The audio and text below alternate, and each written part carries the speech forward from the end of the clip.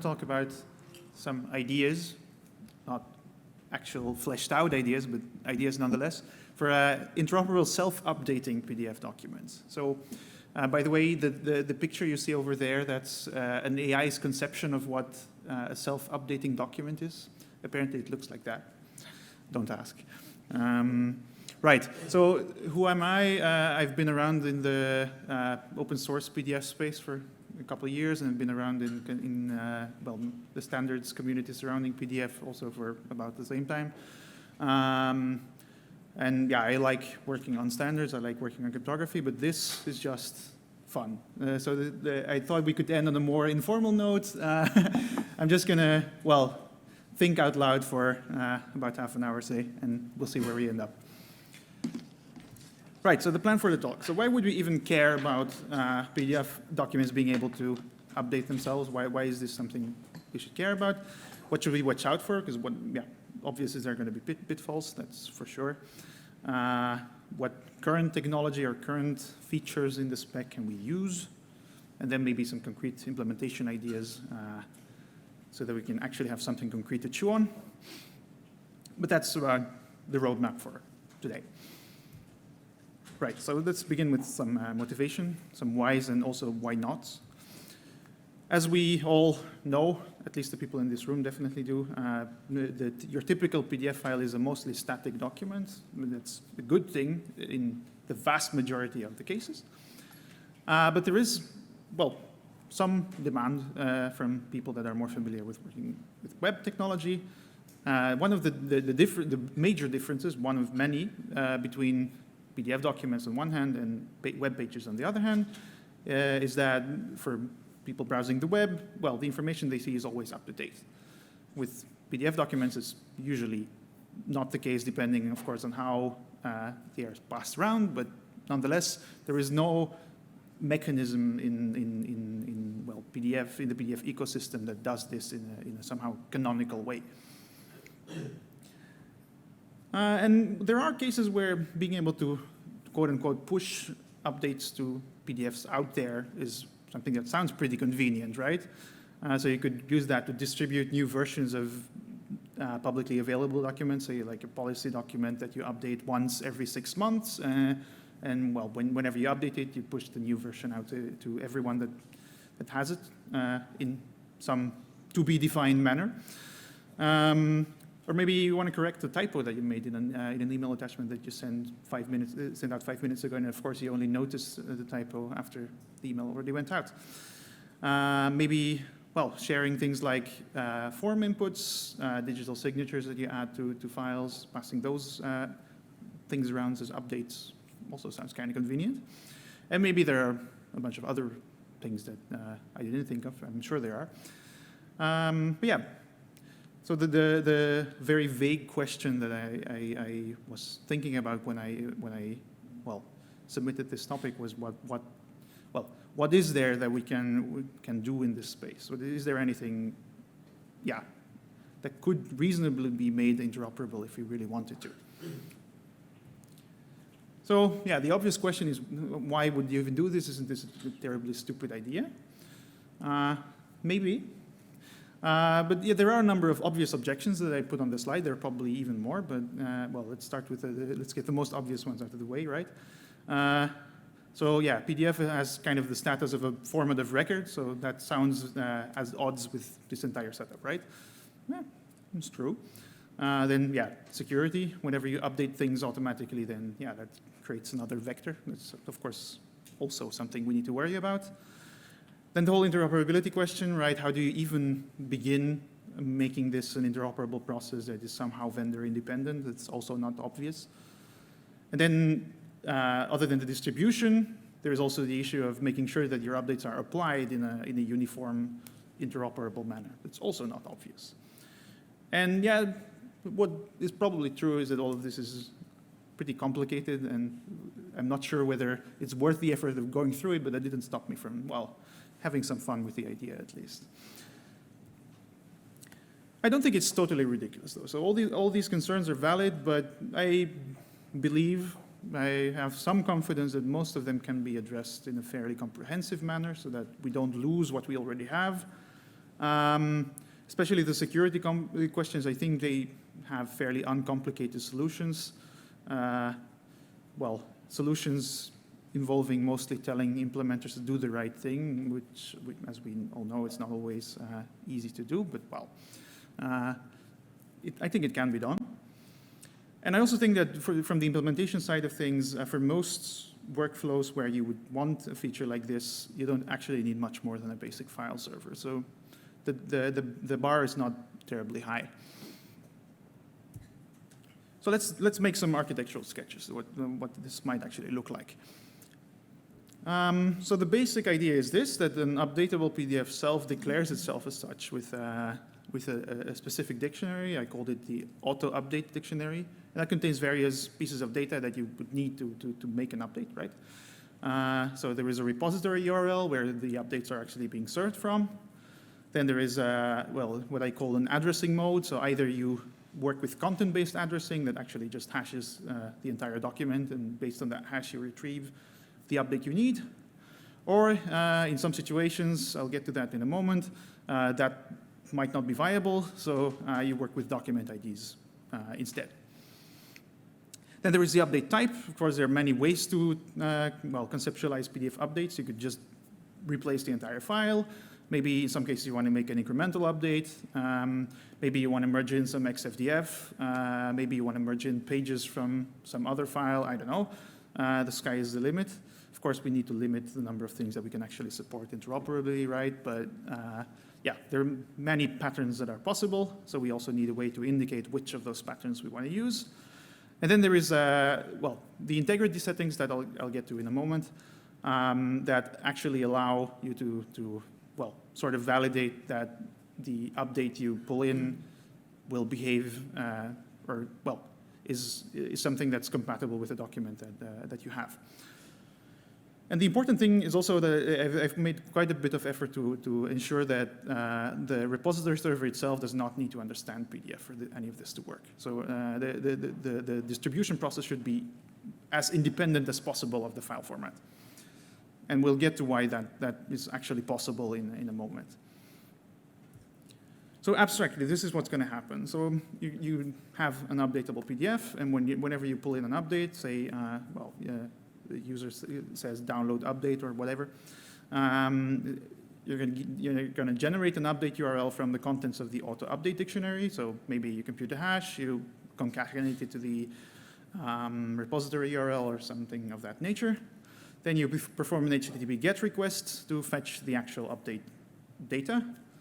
Then you verify the integrity using a mechanism that I'll discuss in a minute. And then you apply the update. And apply, of course, is a very loaded word. So because what apply means also very much depends on which type of update you have, right? So if it's an incremental update, applying means just, well, concatenating the update data to the original document. If you're doing your full replacement, then, well, yeah, it's easy. You just replace the old file with a new one. But for XFDF and page merge operations and those kinds of things, yeah, of course, there's going to be more complicated stuff that needs to happen. So, right, let's talk about security issues, because that's the most obvious elephant in the room, I think. Could auto-updates serve as a malware vector? Yes. But yeah, then again, so can regular PDFs. So it's kind of a problem we know. And of course, this certainly doesn't make that problem any easier. But yeah, I think similar hardening principles to the ones that we already use could apply here as well. Then could you exploit the auto-update mechanism itself? Also yes. So you could abuse it to generate requests for tracking data as a denial of service vector. But I also think that those are largely implementation issues. They can be solved with proper UX and, well, making sure that updates are not downloaded automatically and whatnot. Yeah, there are ways to make this kind of behave as expected. So, and then the third one that I want to spend some more time on. So how do you defend against unauthorized updates? Like whenever you download an update, you want to make sure that it's actually legitimate and that it applies to the document that you would expect it to apply to. And that's well, one I want to zoom in on for a bit. So before we do that, let me set out some, I'm going to call it a simplified security model because it's somewhat too informal to be a real security model, but let's set out some goals here.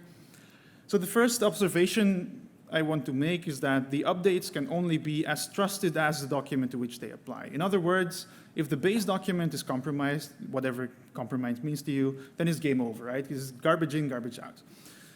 So you might as well take the base document at face value, because if something is wrong at that level already, then, well, you're screwed anyway. So might as well assume that whatever's in the base document is going to behave as you want. Also, the update server is not necessarily a trusted intermediary. So the update server is there to pass around data, but it doesn't necessarily act as a trusted party. So that's also an issue for confidentiality, but let's move that aside for the time being and only focus on authenticity for now, because you can really separate these for the purposes of, defining how this communication is supposed to work. So let's tackle one thing at a time. And then the other thing is that we only need the update to be authenticated up till the point where it is applied. Again, for pretty much the same reason as the first rule here. Once the update is merged into the document, then, you have a new ground truth, and at that point, you should be able to move on without worrying about where the update came from. So this is really about protecting, the update in transit, if you will. And also, just as a practical matter, we want to minimize reliance on external parties to avoid all sorts of vagueness. So we want to avoid heavy PKI requirements. And we also want to make sure all of this works asynchronously so that there is no requirement to have interactive communication between the author and the recipient. So the author does his thing, his or her thing. The document is or the updated document is uploaded to some server. And at that point, the recipient can grab the update whenever he or she would want to. So to summarize that, the central question here is that given an update payload, can we ensure that it was A, intended to be applied to the base document that we have, and B, authored or at least approved by the original author of that base document? And that's the question that I want to address in slightly more detail here. So there are some interesting contrasts with, for example, document signing. So the main thing is that we only care about whether the update is authorized, and we don't really care so much about what the identity of the author is. So that's an orthogonal problem here. Because the identity of the author is kind of tied to the base document. So, everything is relative to the base document. So who the author is doesn't really matter as long as the update itself is authorized. So again, I've said this a number of times already, but the base document acts as our natural ground truth. In document signing, there is really no such thing. All the sources of truth are external to the document. That's not something we need to deal with here. The integrity check is relative to that base document. And what that means is that we can do all sorts of things that you would not be able to do with regular document signing. So here's one possible enforcement mechanism for update integrity. I'm not saying it's the only one, but this is something you could do. So what you could do is work with a pre-shared key that's embedded into your base document. So in some cases, you might want to work with a public key that you distribute. And then, you sign your updates with a private key, essentially. But in private and closed workflows, you might also want to work with a shared secret. Say if you're collaborating with multiple parties, you could, for example, if you're working with encrypted documents, source that shared secret from the file encryption key, or maybe from somewhere else. Doesn't really matter. But there are many different options here. And then what you do is, so the update payload is protected by a token that's derived from that pre-shared key, whether it's, whether you're using public key cryptography or symmetric cryptography doesn't really matter for the purposes of that discussion. But the idea is that you're in your ground truth, in your base document, there's going to be this pre-shared key, and then you're going to use that key to validate incoming updates. That's sort of the idea. There are several standards to pick from. So I like Passetto for this purpose. It's kind of like JSON Web Tokens, but better, without all the design flaws. There is good old CMS that we know and love, right? So everyone knows how to work with that. And the idea is then that the token binds to the payload and in an indirect way to the base document, but not so much to the combined state of the two. So that's a subtlety that will become relevant in a minute. Yeah, and also the token, you can either pre-compute it or you can have it generated by the server on demand. That depends on how your workflow is set up, right? But the idea is that that's an implementation detail that you don't need to care about. Right, so what's an update? I mentioned before that there were different update types. So I've separated those into two very broad categories. So there are the updates that can be applied completely deterministically, where there is essentially zero room for interpretation or implementation difference. And then the second category, well, there is some degree of implementation dependence in the output for reasons that cannot be avoided. So let's take a look at what those updates would be. In the fully deterministic category, the two examples that I could come up with were doing a full replacement, right? The full replacement, well, there's only one thing you can do, which is replace the document with whatever you get. And incremental updates as well, that's just a concatenation operation again, so there's no room for doing anything fancy there. And in these cases, we can work with hash-based addressing for our updates, which is very nice. So we'll get to a schematic of that in a minute as well. But because they are fully deterministic, you can predict what the hashes will be ahead of time. It's all very, very clean. But, well, the range of things you can do with these two operations is, of course, rather limited. So in the slightly, well, wait, let's maybe do an example first. So when you request an incremental update using this mechanism, what you would then do is you would hash the entire base document, so no fancy byte range like things, just hash the entire thing. You would concatenate that with the repository URL, then download your update over HTTP. And as you can see, there is like this token here that's acting as a, well, guard for the update. And then you combine that in the usual way, so just concatenation.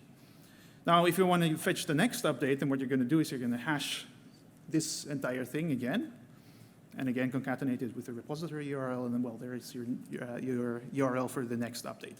So that's the idea. Now, in the case where the result is not completely deterministic, this strategy doesn't work, because, for example, if your update involves doing page-level modifications like merging, removing, adding pages, these things, well, they don't, the output there is not byte for byte predictable. So it will look the same in any viewer, hopefully, but the actual binary content of the output PDF is not predictable, so you can't really use hash-based addressing in this case. And same thing is true for XFDF. So if you're distributing form data through or annotation data through XFDF, then yeah, hash-based addressing is not going to work because applying XFDF to a base file is also not a deterministic process. But yeah, in these cases, maybe there are other things we could use, like, for example, the document ID. And then you need a procedure to reliably update the second part of the ID. But, well, the basic idea is that we can still work around this given, well, some additional effort. It's not as easy, but I think it can be done. So, summary, not all kinds of updates can be served using the exact same process, and which type of update is preferable, that would be very workflow dependent. For some workflows, well, just using incremental updates works quite nicely. For other workflows, it doesn't. And regardless of which type you pick, there are obviously still a lot of limitations. I mean, we're never going to make Google Docs for PDFs, right? It's that kind of mass-scale collaborative editing. And doing that all in an interoperable system, that's not gonna happen. But yeah, there's nevertheless a couple of things we can do already. So let's maybe see some examples here, because I've talked about hypotheticals for long enough now. So I've listed two example workflows here. The first one is the most simple one. So the case where you're updating documents that were disseminated to the general public, say on a government website or something like that. There you would want to use a token that's based on asymmetric crypto. So you share a public key in your base document, and then that public key is used to verify the updates. But in this case, the nice thing is that the server can act completely passively. So it doesn't need to do anything other than just serving updates and tokens. Very straightforward and extremely easy to implement using, well, tools that are out there. And yeah, I mean, the demo implementation that I have is literally 50 lines of code or something. It's extremely simple.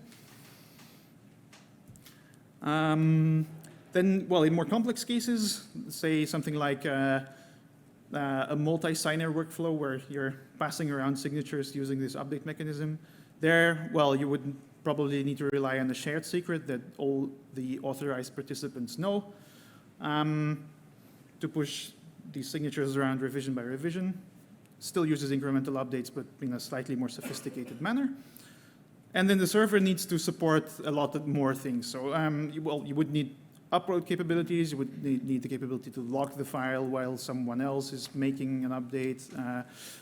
There are lots of, well, boundary conditions here that are not that easy to meet. But, well, maybe it's worth at least experimenting a bit with this kind of setup.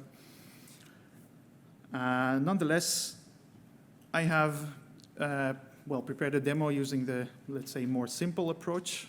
The case that I implemented is very simple, so it's the one where you distribute, well, updates to a file that's publicly available. So it's going to use asymmetric crypto, and as you can see, the generate token function here is not all that complicated. So it's bound to, the token is going to be bound to the resource ID, which in this case is just the hash of the document. Then we're going to put the length in there, and also, well, encode the update type, which in this case is going to be just incremental. And then all else is just making use of standards that already exist. Like here I'm using Passetto version 4 to bind the token to the actual update content. And I don't really have to write all that much code myself. That's always nice, right? There are implementations out there that you can just use, and they're basically plug and play. On the other hand, the send update function is also very simple. So all I'm doing here is I'm reading the token from a file, I'm reading the update data from a file, and then, yeah, just serving that with the token in a custom HTTP header. Right, so if you start up the server, it's just basic simple Flask server. You can run it locally. That's what I did here. And then what I also did was I hacked something into RUPS so that I would be able to actually perform updates and see what happens. So the file I loaded into RUPS here is a basic hello world file with, well, as you can see here in the content stream, it just says hello world. But there is, of course, one little tweak that I made, and that is that it has an auto-update dictionary. So the auto-update dictionary says that we're going to work with content-based addressing, so we're going to digest the content and figure out the URL based off that. Then in the integrity dictionary, we have Passetto version 4 as the enforcement mechanism, the token format. Then there is a pre-shared key that's just an ED 25519 public key. So that's also nothing new. And then, well, of course, there is the repository URL, which in my case is just a port on my local machine, and the update type, which is incremental update in this case. So all that shouldn't surprise you all that much, given what I said before. Now what's going to happen if I click auto update up there? Well, I did that yesterday, but you see the result. The server is going to get a request, so it's going to get a request with a specific digest and a resource ID and, well, concatenated in some way. But it's basically just going to get an HTTP request that was generated based on the information in the update dictionary. And, well, based on that, it will just return a file with the token attached to it. And now my custom RUPS hack will process that thing. So as you can see in the log here, it receives the update, and then it applies it, it verifies the integrity, and it applies the update and writes it to a file. And that's what you see above. So the differences are not apparent yet, but well, this is the updated file. And then if you go and look inside the content stream, then you find that it has been updated. So, right, that's in a very brief nutshell the thing that I wanted to demonstrate here. So that's all I got. Thank you.